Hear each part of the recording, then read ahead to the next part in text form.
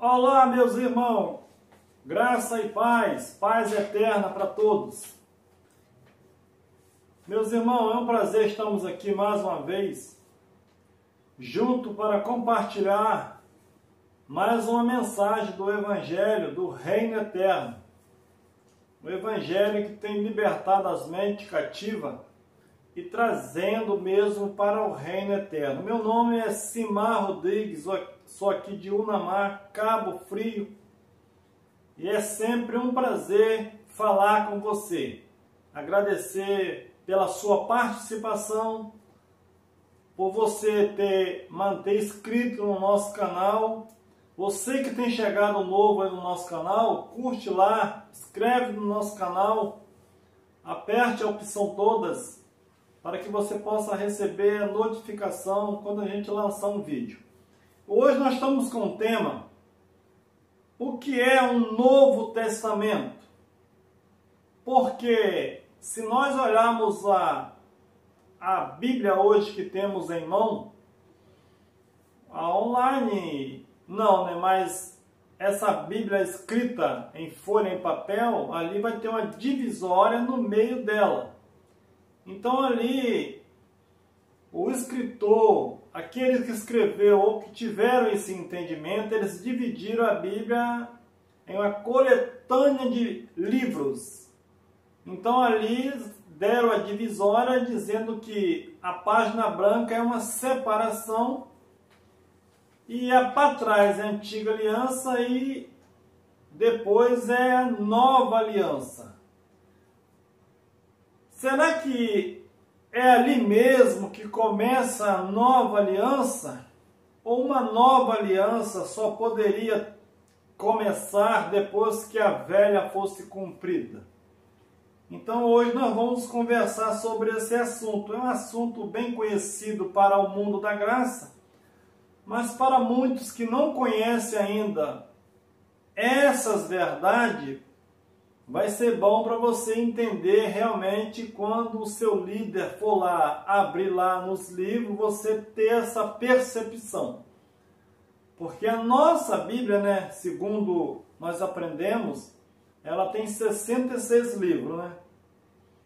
E ela é dividida, mas na Bíblia dos nossos irmãos católicos, ela tem mais. Aí já começa a confusão. Quem tem razão? Eles ou nós? Na realidade, nós não temos razão. A razão está dentro da palavra escrita para o esclarecimento das nossas vidas. Então, Hebreus capítulo 9, versículo 15, que diz assim: e por isso é mediador de um novo pacto, para que, intervendo a morte para a remissão das transgressões cometidas debaixo do primeiro pacto, os chamados receba a promessa da herança eterna. Então, um pacto, um testamento só poderia ser feito com um derramamento de sangue. E nós vamos ver nesse versículo aqui que quando Jesus pregava, Jesus de Nazaré, quando ele iniciou seu ministério, ali não começa o Novo Testamento, ali termina um cumprimento da lei, é uma cumprimentação da lei. Nós vamos entender. Quando Jesus pregava, não tinha Novo Testamento. Então o que ele era, se ele pregava que ele não era o Novo Testamento? A Bíblia diz, meus irmãos, que a lei, ela veio através de anjos, mas graça e verdade veio através de Jesus Cristo. Veio, não quer dizer que no início ele pregava a graça veio por ele. Mateus capítulo 26, versículo 28, que diz assim: porque isto é o meu sangue da nova aliança, que é derramado para perdoar os pecados de muitos. Verso 29. Preste atenção. As minhas palavras eu não beberei deste vinho outra vez até o dia em que beba um vinho novo com vocês no reino do meu Pai. Então aqui Jesus estava ali na última Páscoa. Jesus pega o vinho, pega o pão e apresenta para eles: esse aqui é o meu sangue. Era uma simbologia daquilo que iria acontecer com ele na cruz. O sangue derramado para quê? Para uma nova aliança, um novo pacto em Cristo. Então, enquanto não tinha sido derramado o sangue de Jesus, eles estavam na primeira aliança que foi feita com sangue de bode. Então, quando o testador estava vivo, não tinha novo pacto. A graça estava vindo por ele. Graça e verdade veio através de Jesus. E eles dizem: olha, esse aqui é o sangue da nova aliança, no meu sangue. Esse que eu estou bebendo com você, essa é o último vinho que eu bebo na aliança velha. Depois eu vou beber com vocês no reino do meu Pai. O reino era ali, era quando Jesus morresse, aquele reinado de Moisés terminava e ali começava o reino de Deus, porque o reino já não seria mais físico, seria no mundo espiritual.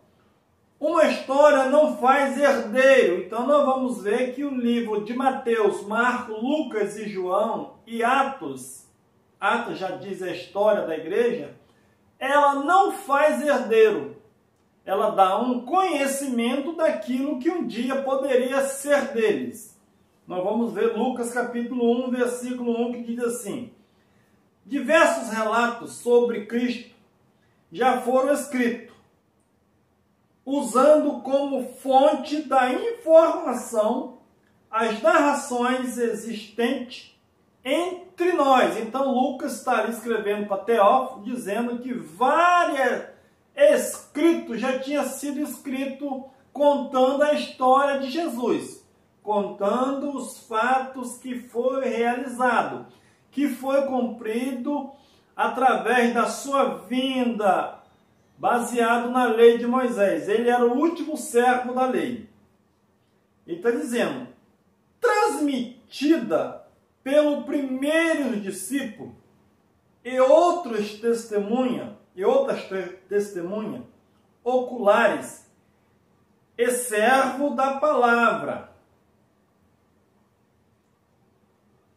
Contudo, pareceu-me que seria bom, depois de ter uma investigação completa, mandar-lhe este resumo, querendo amigo Teófilo. Então, Lucas pega os fatos que ele conhecia, porque Lucas não andou com Jesus. Ele pega os relatos que já havia ali, testemunho, e ele começa juntando esses fatos para escrever para o seu amigo Teófilo, para ele ter um conhecimento daquilo que a Escritura diz e da história que se cumpriu em Jesus de Nazaré.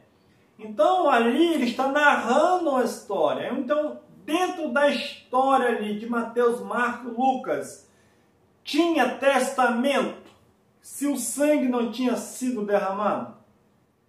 Não, porque ali ele estava trazendo ao povo uma esperança de vida eterna, porque todos estavam perdidos na primeira aliança, porque a primeira aliança foi feita com sangue de animal. E todos, nenhum deles cumpriram aquele pacto, então todos eles transgrediram aquele pacto. Então precisava de um pacto melhor. Então ali Jesus veio como cumprimento da lei para derramar o seu sangue, e dali sim fariam uma nova aliança no sangue dele. Então, Mateus, Marcos, Lucas e João, esses livros não são Novo Testamento. Quem disse que é novo te enganou, como eu também fiquei enganado há vários anos. Então, quando você lê Mateus, Marcos, Lucas, Sermão do Monte, é mentira, é verdade? Verdade, mas foi para eles.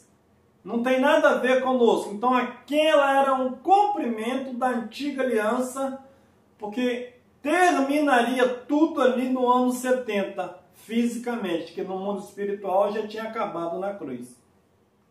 Então, um testamento só é válido depois da morte. Então, como um testamento funciona? Alguém pode até em vida dividir os seus bens, mas só vai ter validade depois da sua morte. Então vamos ver, Hebreus capítulo 9, versículo 16, que diz assim: agora, se alguém morrer e deixar um testamento, uma relação de coisas a serem doadas a determinadas pessoas, quando ele morrer, ninguém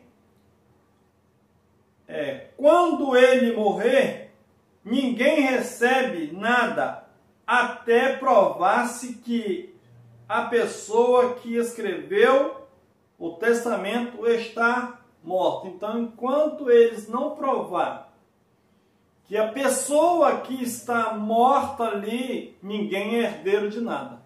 Então, Mateus e Marcos, Lucas, o testador estava vivo ou estava morto? Estava vivo, então ninguém tinha posse nenhuma. Só tinha uma esperança. Cristo veio trazendo essa esperança para eles. Então hoje, quando a liderança sobe para o público, ou em casa, ou numa praça, citando Mateus, Marcos, Lucas, ele está na antiga aliança, não está entendendo o pacto, e ali ele começa todo aquele embaraço ali da antiga aliança, jogando para a igreja que já está perfeita em Cristo. Você compreende como nós fomos enganados? E as pessoas também que passaram para nós, eles foram enganados também. Mas hoje é difícil esse raciocínio porque as mentes já foram cauterizadas. Mas hoje estamos vivendo na mídia e graças a Deus que muitas pessoas já têm se despertado. Outros eles vão morrer negando essa verdade, ainda que eles conhecem. Mas glórias ao nome do Pai, que eu e você já fomos libertos desse entendimento. E hoje nós podemos desfrutar das maravilhas que Deus proporcionou, tirando eles daquela situação, introduzindo eles no reino de Deus. E hoje nós já nascemos nesse reino. Já estamos na glória do Pai. Nós não voltamos para casa, eles voltaram, nós estamos em casa.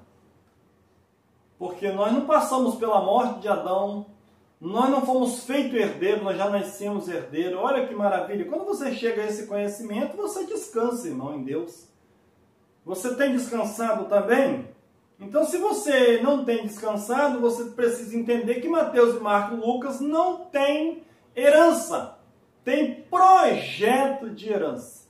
E quando as pessoas citam hoje esses livros sem esse conhecimento, eles voltam as pessoas tudo para esperar novamente, até ganhar a vitória. Como o primeiro testamento foi feito? Se existe um Novo Testamento, existia um Antigo Testamento. E como esse Antigo Testamento foi feito? Baseado em quê?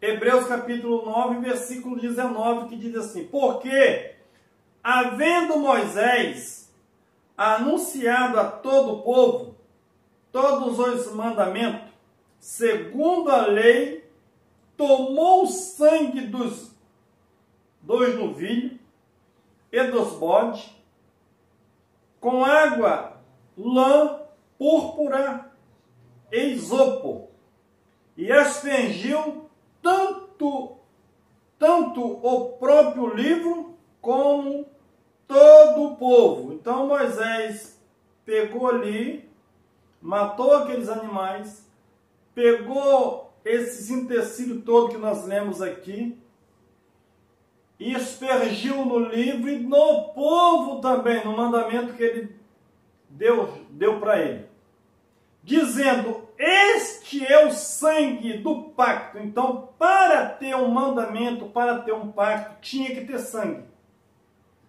que Deus ordenou para vós. Então, a primeira aliança foi feita no Monte Sinai. Assim que ele recebeu a pedra da lei ali, os mandamentos, ele mata o animal, ele faz esse pacto com sangue, apresentando para Deus e fazendo uma aliança com o povo.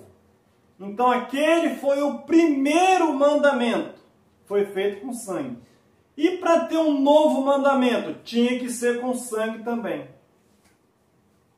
Alguém pode falar, então, o que Jesus pregava?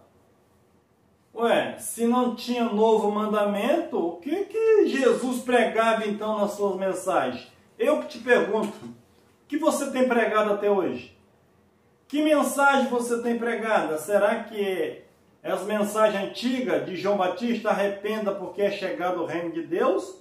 Ou a mensagem que Paulo trazia, dizendo que ele reconciliou consigo mesmo o mundo, não imputando a ele os seus pecados, mas perdoando? Então, qual é o ministério que você exerce hoje? É o mesmo que eu exercia? Arrependei? Arrependa, irmão. O ministério que os discípulos apresentavam, meus irmãos, era a antiga aliança. Paulo não. Paulo já teve a visão da nova aliança, a obra completa, e agora ele tinha que anunciar aquilo que foi feito na cruz. Então o que ele pregava? Romanos capítulo 15, versículo 8, nós vamos ver o que Jesus pregava. Jesus de Nazaré. Digo, pois, que Cristo foi feito ministro da circuncisão, por causa da verdade de Deus, para confirmar as promessas feitas aos pais. Se Jesus era o ministro da lei, ministro da circuncisão, ele ia pregar graça? Não, meus irmãos. Ministro da lei, ele tinha que pregar a lei, porque a lei só poderia terminar na cruz. Então, o que ele iria pregar? Se ele pregasse uma outra doutrina, ele estaria transgredindo o primeiro mandamento. Então, ele foi feito ministro da lei. Ministro da circuncisão é a mesma coisa. Para quê? Para que as promessas de Deus feitas aos pais se cumprissem na nação de Israel. E depois que ele cumprisse, ele poderia ser mediador de uma nova aliança. Então você compreende que o mundo hoje está perdido no entendimento, porque não sabe discernir essas verdades. E quando nós pregamos essa verdade, as pessoas dizem que nós estamos pregando um novo evangelho, mas não é novo, é velho. A mente que é velha, mas o evangelho é o mesmo. Desde lá dele já havia esse novo pacto, mas as pessoas nunca soube separar. Velho é velho, novo é novo. Graça é graça, reino eterno é reino eterno. Marcos capítulo 10, versículo 17, que diz assim: ora, ao sair para se pôr o caminho, correu para ele um homem, a qual se ajoelhou diante dele, e ele perguntou: bom mestre, que hei de fazer para herdar a vida eterna? Então se Jesus fosse um pregador da graça, ele diria assim: ô meu filho, crê em mim e seja salvo. Mas você vê que ele não poderia falar isso. O que ele falou então? Ele tinha que mandar aquele jovem para a antiga aliança, porque ele não poderia invalidar a antiga aliança para pregar uma nova, porque a nova só ia acontecer depois do Calvário. Verso 19. Sabe os mandamentos? Quer dizer, tem observado o primeiro pacto? Não matarás, não adulterarás, não furtarás, não dirás falso testemunho a ninguém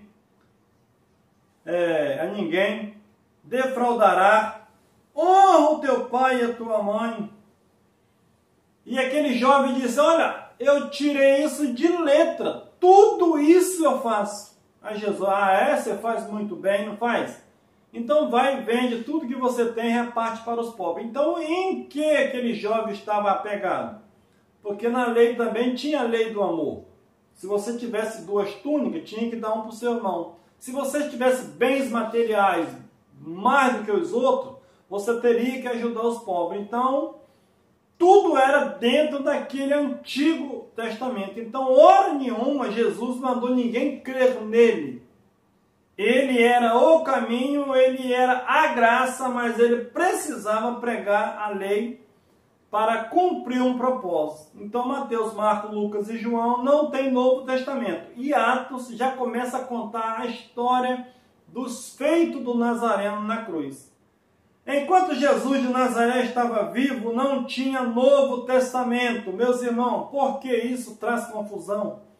Porque as pessoas embolam Novo Testamento com Velho Testamento, com as cartas de Paulo e jogam para cima da multidão. A multidão também não conhece. Um dia ele está no inferno, outro dia não tem condenação. Quando você aprender a separar os pactos, você vai começar a realmente entender o que é ser cristão, o que é fazer parte desse reino maravilhoso. Então, enquanto o Nazareno estava vivo, não tinha Novo Testamento. Hebreus capítulo 9, versículo 17 diz assim, porque um testamento não tem força ou valor, senão pela morte, visto que nunca tem valor enquanto o testador vive. Meus irmãos, vamos parar um pouquinho e raciocinar. Se eu sou um cara que tem muitas fazendas, muitos bens, alguém vai possuir esses bens meus sem eu deixar um testamento para eles? Eu posso falar que tem uma promessa, olha, quando eu morrer, eu vou deixar muita gente aqui rico. As pessoas podem até ter uma esperança, né? Ficar naquela expectativa, torcer pela minha morte, sabendo que quando eu morrer, ele está rico. Essa era a percepção daqueles que confiavam nas palavras de Cristo e precisavam perseverar até o fim. O fim de que? O fim daquele julgamento. Ele morreu, ressuscitou, e aí? Tinha testamento? Não. Eles precisavam perseverar até o fim. O fim de quê? O fim do Velho Testamento, para anular aquilo tudo e realmente eles tomar posse da vitória. Então aconteceria o arrebatamento, ele seria levado para Deus totalmente, Deus passaria a ser um em todos. Esse era o Novo Testamento. Então onde começou o Novo Testamento, Simar? Que agora eu estou confuso. É assim mesmo, calma um pouquinho. No princípio é meio confuso, depois você vai começar entendendo realmente. A graça, meus irmãos, esse reino eterno, ele é mais fácil de entender do que qualquer sistema religioso. Se você entender a graça, você não precisa cursar uma faculdade de teologia. Você está acima de qualquer um teólogo se você conseguir entender a graça. Porque eles não conhecem essa verdade, eles só conhecem preceito, regras e doutrinas. Mas quando você conhece a graça, você isola isso tudo como história, tem um conhecimento, mas você já sabe a sua posição hoje em Cristo. Quando começou então o Novo Testamento? E para quem foi? Ainda tem essa ainda, é lei, graça e o reino eterno. Quando começou a graça? E para quem foi o Novo Testamento ainda? Hebreus capítulo 9, versículo 15, que diz assim: e por isso o quê? Ele morreu, derramou seu sangue, cumpriu tudo lá, e o autor está dizendo, e por isso ele é mediador de um novo pacto, para que, intervendo a morte, para a remissão das transgressões cometidas debaixo do primeiro pacto. Vamos parar um pouquinho. Para quem Jesus morreu? Por mim ou por eles? Ah não, Jesus morreu por nós. Meus irmãos, preste bem atenção. Não se escandaliza. Jesus não morreu por você. Se ele morresse por você, você precisaria estar debaixo do primeiro pacto que foi feito no Monte Sinai com sangue de animal. Você estava lá? A primeira aliança foi para você? Quando você nasceu, você tinha velha aliança? Você nasceu na velha aliança, no pacto do sangue de animal? Ou você já nasceu num pacto feito no sangue de Cristo? Vamos voltar para você prestar bem atenção. Hebreus 9, 15. E por isso é mediador de um novo pacto. Tinha um pacto velho, então ele era um mediador de um novo pacto, para que, intervendo a morte, para a remissão das transgressões cometidas debaixo do primeiro pacto. Os chamados, receba a promessa da herança eterna. Eles estavam debaixo da primeira aliança. O pecado de Adão ganhou vida quando Deus fez um pacto com ele no monte. Enquanto não tinha pacto, não tinha como cobrar o pecado, porque não tinha uma lei para dizer que aquilo era pecado. Então, quando as leis veio, quando as pessoas transgrediam a lei, deu vida ao pecado. Então, todos eles foram feitos pecador, porque a lei veio e eles abundaram no pecado. Então, aonde abundou o pecado, superabundou a graça. A graça abundou neles. Então, Cristo morreu por eles, para eles receber a promessa da herança eterna. Agora, você quando nasceu, ele já tinha recebido a herança eterna, ou eles ainda iam ser perdoados? É isso que traz confusão para a mente de alguns irmãos. Se ele morreu para cobrir o pecado daquele que estava debaixo do primeiro pacto, para eles receber a promessa, como você nasceu pecador? Então você está invalidando a promessa e voltando para a antiga aliança. Sai desse engano, meus irmãos. Abre a mente, abre o coração, deixa o Espírito te ensinar essa verdade que nós nunca vimos e nunca foram ensinados nos púlpitos. Para eles receber a herança eterna. Para que Jesus morreu? Para eles receber a herança eterna que ele tinha feito com Abraão. Efésios capítulo 2, versículo 1, que diz assim: ele vos vivificou, estando vós mortos nos vossos delitos de pecado, no qual outrora andaste segundo o curso deste mundo, segundo o príncipe da potestade, do ar, do Espírito que agora opera nos filhos da desobediência, entre os quais todos nós também antes da cruz, andávamos nos desejos da nossa carne, fazendo a vontade da carne e dos pensamentos. Éramos por natureza filhos da ira. Adão colocou a ira de Deus em todos. Como também os demais, todos estavam nas mesmas condições antes da cruz. E agora que vem o aroma de Cristo, o conhecimento, verso 4. Mas,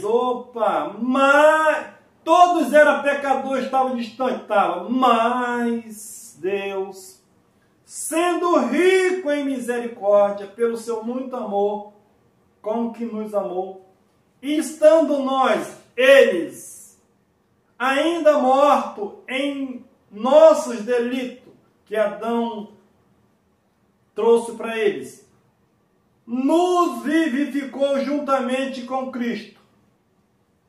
Pela graça sois salvos. Então, qual foi o veículo que Deus usou para tirar eles daquelas condições? A nova aliança. A nova aliança era o quê? Era perdoando a dívida, riscando o escrito de dívida e trazendo eles para Deus, para o próprio Deus, colocando eles assentados nos lugares celestiais. O verso 6. E nos ressuscitou juntamente com ele, e com ele nos fez assentar nas regiões celestiais em Cristo. Então, tira eles daquela condenação de Adão e transporta ele para o reino do seu Filho. Esse transporte, meu irmão, ali era só pela esperança. Paulo diz, em esperança nós somos salvos. A salvação total seria na consumação do século, no ano 70, que se deu lá a vinda de Cristo, e tudo se cumpriu lá. Para que Deus fez isso com eles? Aí o versículo 7 vai mostrar para nós hoje a bondade de Deus para com eles. Então, a graça foi para eles, tirar eles daquela condição e colocar no reino de Deus, para mostrar para nós hoje, para nós amanhã, aqueles que vão nascer, a bondade de Deus para com eles. Então a Bíblia hoje ela não está se cumprindo.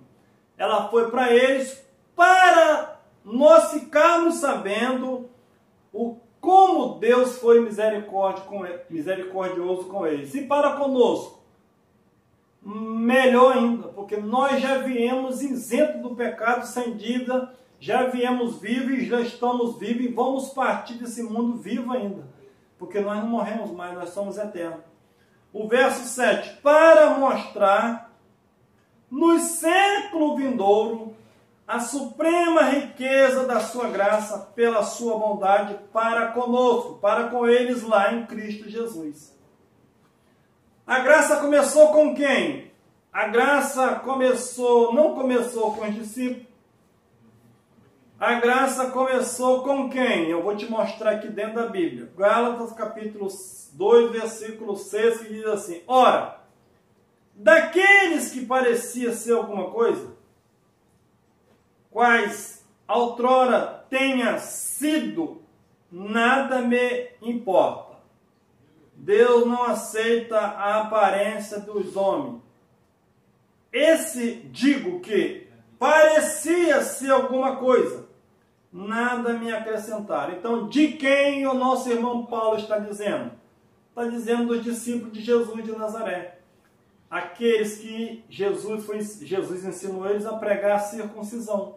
Porque eles não tinham a mentalidade de um dia esse evangelho seria espalhado para todos. Então, eles tinham a mente fechada, recebeu aquele evangelho, e agora Paulo está dizendo, aqueles que parecia ser alguma coisa, porque Deus não olha para a aparência, não me acrescentaram nada. Então as pessoas pensam que os discípulos de Jesus é que instruiu Paulo em toda a verdade. Não. O que Paulo pregava, os discípulos também pregavam, que era a lei de Moisés.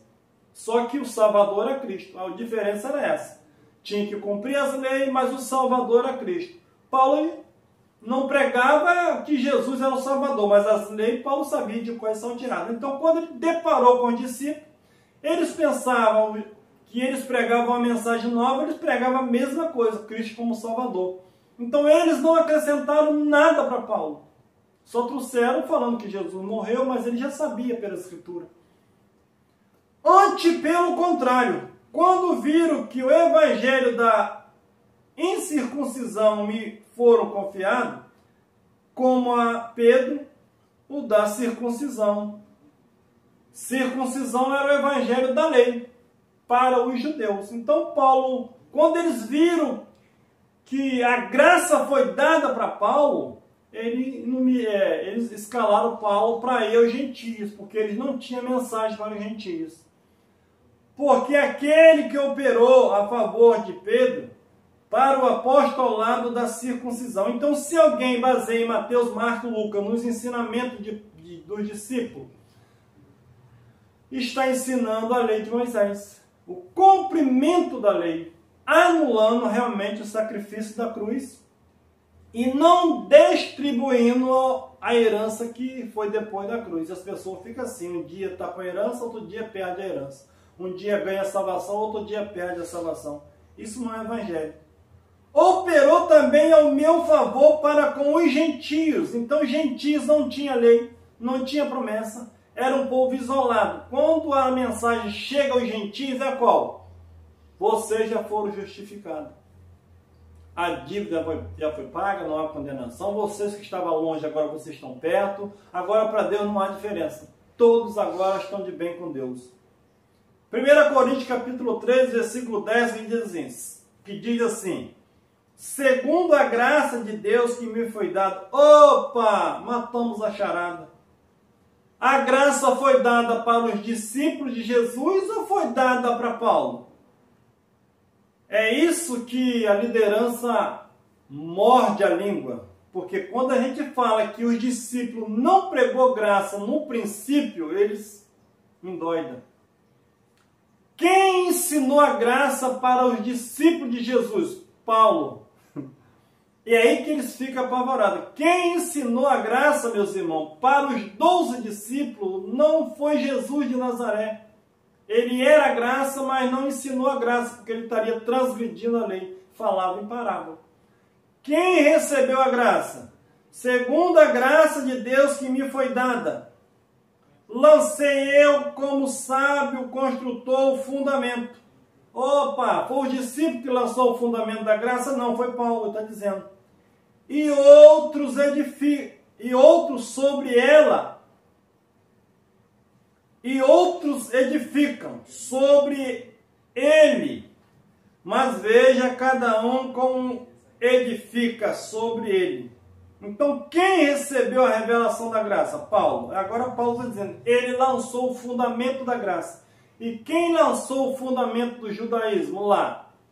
Lá foi no Moisés. E Cristo fez o quê? Termina esse fundamento, mas as mensagens ainda tinham que continuar. Porque a obra tinha que se completar no meio dos judeus. Então, aquele evangelho tinha que permanecer até o fim do mundo, que Jesus disse para eles. Porque ninguém pode lançar outro fundamento além do que já está posto, o qual é Jesus Cristo.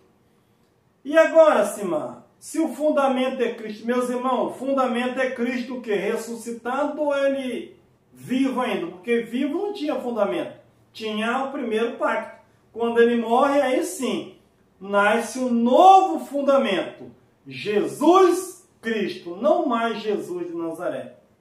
Então aqui nós estamos terminando essa mensagem e dizendo para você que você já está careca de saber, e você que não saiba, Mateus, Marcos, Lucas e João faz parte da antiga aliança. Não tinha pacto ainda de sangue. Então quando Jesus morre, o sangue é derramado, a herança é repartida para aqueles que crescem, até na consumação do século. Depois Deus encerraria aquele projeto e faria novo todas as coisas.